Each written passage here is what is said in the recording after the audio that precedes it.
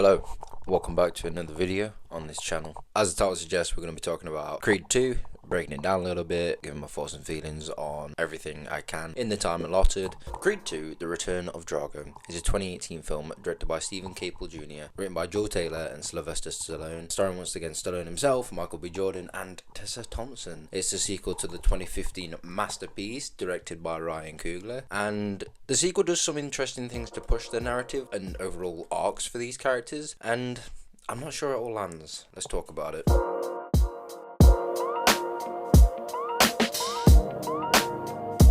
The film opens with Victor Drago fighting underground, mirroring Adonis from the start of the first film. This is where the film is able to compare and contrast the hero and the villain. While Adonis is lively and excited by the sport of boxing and the way he boxes is with a lot of focus and control, Victor is a lot more brutal, more focused on power, and whilst he doesn't seem to enjoy inflicting pain, he's definitely used to boxing and winning and being brutal in that, because when he fights the first guy in the scene, he knocks him out and he has no sort of reaction. He just sort of, this is by the numbers for him, which sets him up to be dangerous, because is he there for the passion of the sport or is he there for some kind of revenge? This is good setup. But now we move on to Adonis Johnson himself, and he's getting ready for his next fight. This is the fight that can make him champion.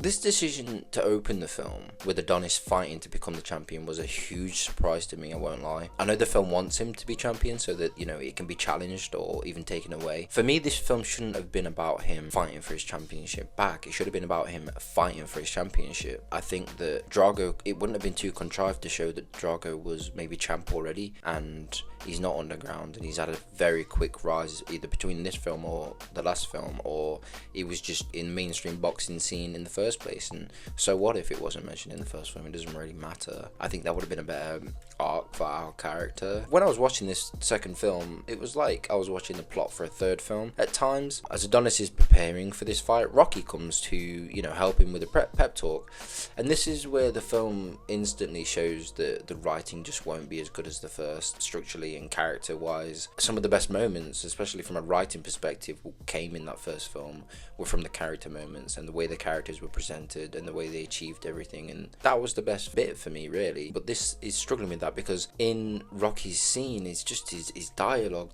it seems like how you would write a Rocky film if, you know, you was leading in with all the stereotypes and the cliches and any kind of boxing film, and that kind of makes you know, this film lose the source that the first had in a way, because the characters don't really entirely feel like characters. But I'm trying not to compare the two films, but unfortunately it is a sequel, you know, at times you have to do that, but it still stands on its own. We're now going to Adonis's first fight, and we see just what we love from the first: fast and dynamic fight scenes with great sound design. Again, this first fight is great in the way it's put together. You feel tense, you feel like you're just in the moment. Obviously Adonis then wins the fight and becomes champ. I'm just reminded so much why this should come at the end of the film. Like I've just said, this film is a sequel, yes, but it should also stand on its own. It doesn't really allow you to do that when it relies so much on the previous film to make this moment of him becoming champ feel earned, when in this film it isn't, and that just, it rubbed me up the wrong way, you know. Something that is earned, however, is the expansion of Adonis and Bianca's relationship. Here we see Adonis attempting to propose to Bianca, but she actually doesn't hear any of it because her hearing aids are out. But the scene does continue on, and we get immediately straight into the emotion of the scene. And the film here really tries to sell you the emotion and weight of the relationship to higher the stakes, but it doesn't really work as well. I don't really believe in these two entirely with the marriage stuff. As I said in my video about Creed, this relationship works best when we see little nice moments of it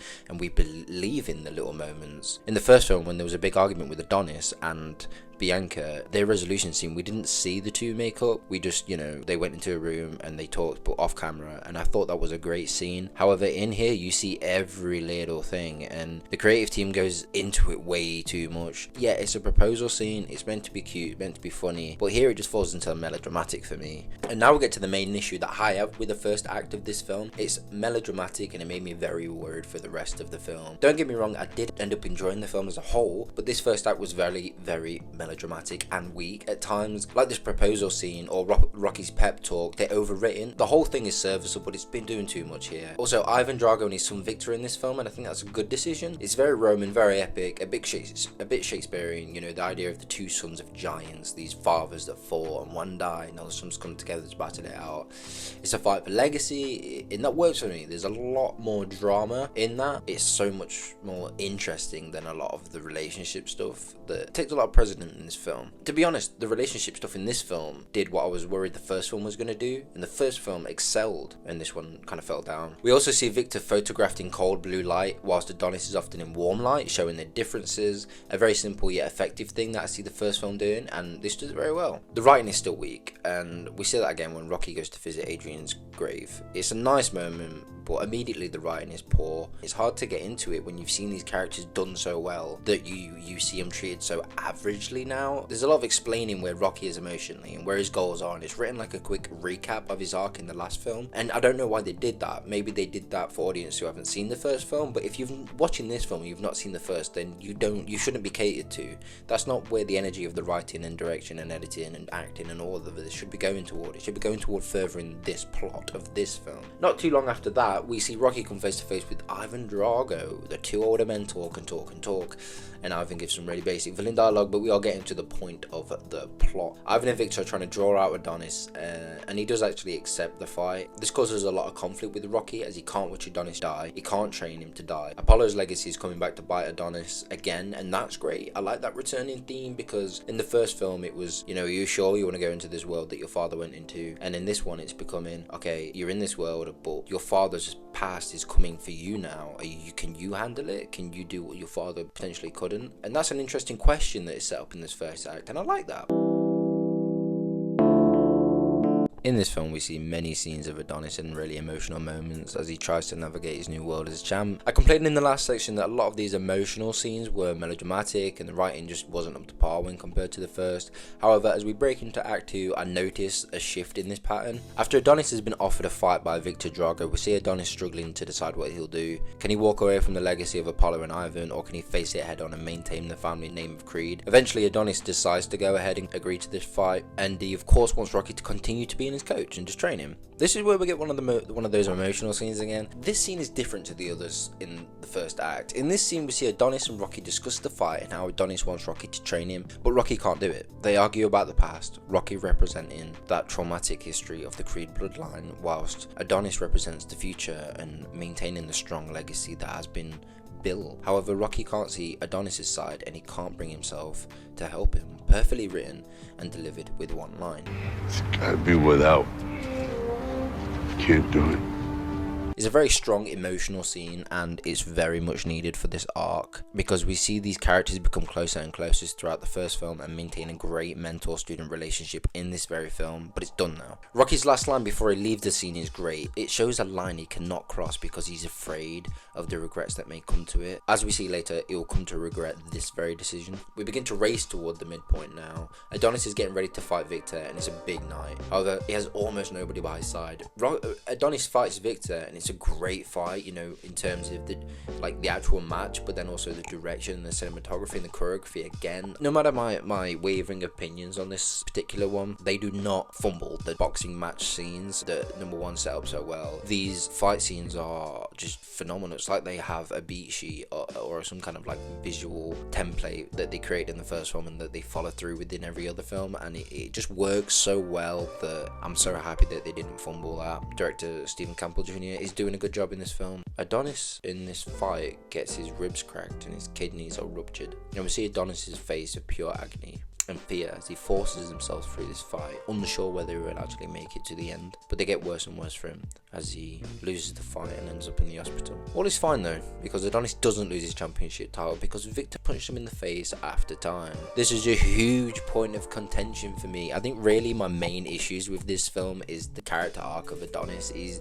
champion. You would think, okay, like I was willing to accept that he was champion early in the film if it meant that it would be ripped away from him and he would come back in the third act to get it.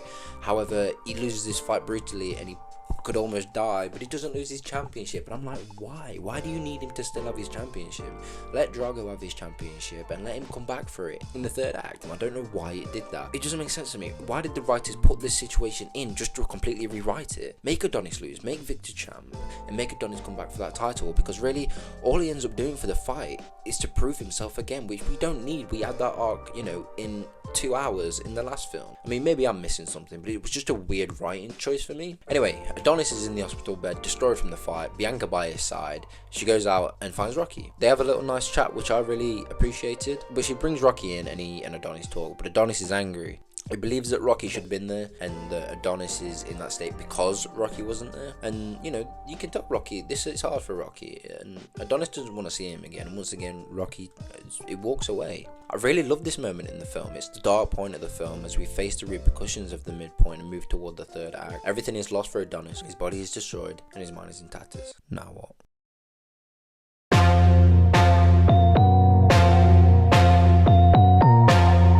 Months pass by and Adonis is recovered from his major injuries, plus his baby is about to be born. And when the baby's born, it's revealed that the baby could have a disability, a hearing disability, and it could be deaf completely. Obviously Bianca's character struggles with deafness, and I can't remember the condition, so forgive me, but it is a condition that makes her slowly go deaf, and eventually she will be completely deaf, and there's nothing she can do to stop that. But here it's tense and it's dark because neither parent wants the baby to be disabled. Adonis is really, he's really concerned, he's really cut up about it. And then Rocky comes back. In this moment of like confused emotion for Adonis, the two reconcile and they speak about Adonis's baby and the issues that might arise. And Rocky, I think, has a really good moment here where he tells Adonis that it doesn't matter if the baby does have a disability, it's still his baby and it changes nothing. And this moment gets Rocky thinking about his own son, who is now an adult, and he was brought up in the first film, so I like this little thread that they have been putting through the films, and I like how it pays off at the end. Adonis knows what he has to do.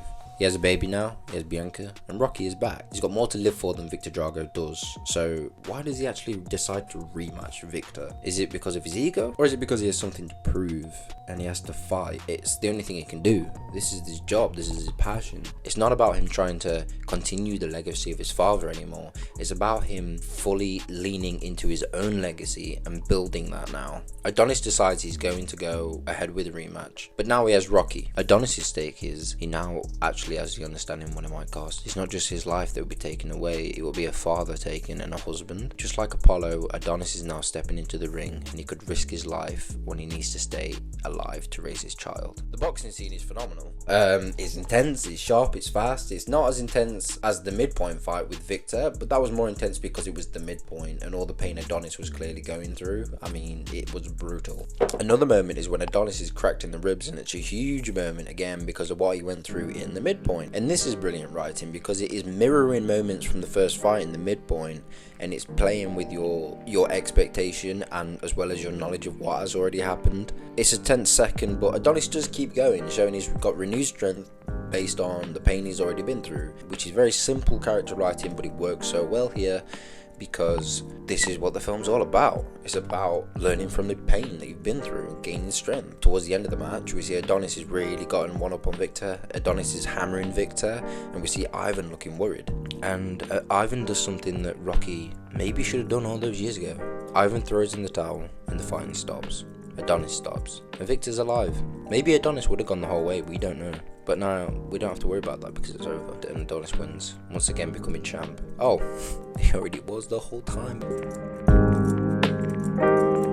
The overall theme of the film is fatherhood and legacy. However, the first film was about legacy of those before you and trying to maintain that, while this is about your legacy and building that. It's also about the love in your life and what grounds you and what keeps your control and focus, and it's done well. But yeah, that's it. Thank you very much for watching this video. I really appreciate your time and your ears to roar a bit.